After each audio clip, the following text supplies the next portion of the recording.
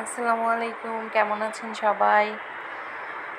আজকে হচ্ছে আমি মাছের ঝোল রান্না করব, এটা আপনাদের সাথে শেয়ার করব। যারা নতুন প্লিজ আমার চ্যানেলটি সাবস্ক্রাইব করবেন, লাইক কমেন্ট করে পাশে থাকবেন। তো আজকে আমি হচ্ছে যেহেতু মাছের ঝোল করব, তো মাছগুলোকে আমি প্রথমেই সুন্দর করে ভেজে নিচ্ছি।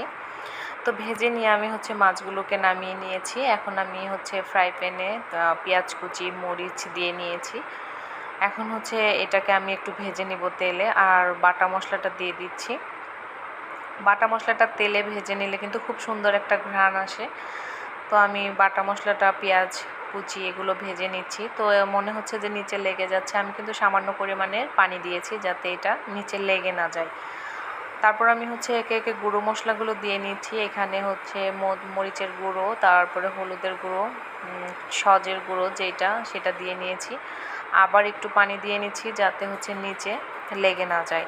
আর এভাবে যদি নিচে একটু লেগে যায় তখন কিন্তু স্মেলটা একদম ভালো আসে না, এই জন্য আমি এটাকে একটু পানি দিয়ে নিয়েছি।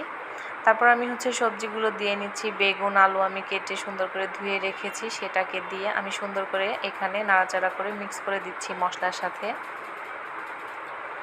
সুন্দরভাবে দেখুন মিক্স করে দিয়ে আমি কিন্তু এটাকে হচ্ছে এখন ঢাকনা দিয়ে ঢেকে দিব কিছুক্ষণের জন্য, একটু ভাজা হওয়ার জন্য।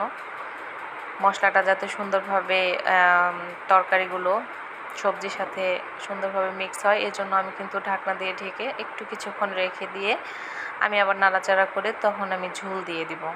তো এই তো আমি ঢাকনা খুলে আবার নাড়াচাড়া করে দিচ্ছি। এখন আমি হচ্ছে কষানোর জন্য পানি অ্যাড করে দিব।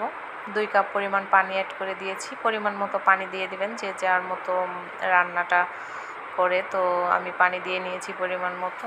দেখো এখন কিন্তু কষানো প্রায় অনেকটা হয়ে গিয়েছে। এখন আমি ঝোলের জন্য পানি দিয়ে দিব। তো ঝোলের জন্য আমি পানি দিয়ে মাছগুলোকে এখন আমি উপর থেকে দিয়ে দিব। আর মাছগুলো কিন্তু ঝোলটা দেওয়ার পরে মাছগুলো দিতে হয়, যেহেতু মাছ থেকে হচ্ছে তরকারির সাথে একটা স্মেল সুন্দর আসে, তো এই জন্য কিন্তু মাছটাকে এখন দিয়ে দিতে হয়। তো এই তো দিয়ে দিয়েছি আমি মাছগুলোকে সুন্দরভাবে। দেখতেই পাচ্ছ তরকারিটা কিন্তু বলক চলে এসছে।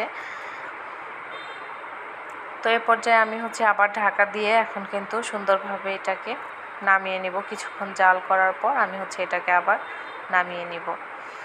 আর যদি কেউ বেশি ঝাল পছন্দ করে, গুঁড়ামরিচ দেওয়ার পরেও কিন্তু হচ্ছে এই টাইমটাতে কয়েকটা গোটা কাঁচামরিচ মানে না কেটে গোটা কাঁচামরিচ দিয়ে দিলেও খুব সুন্দর স্মেল আসে।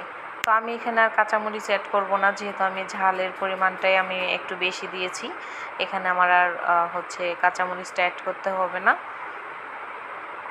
আমি এখন এটাকে নামিয়ে নেব।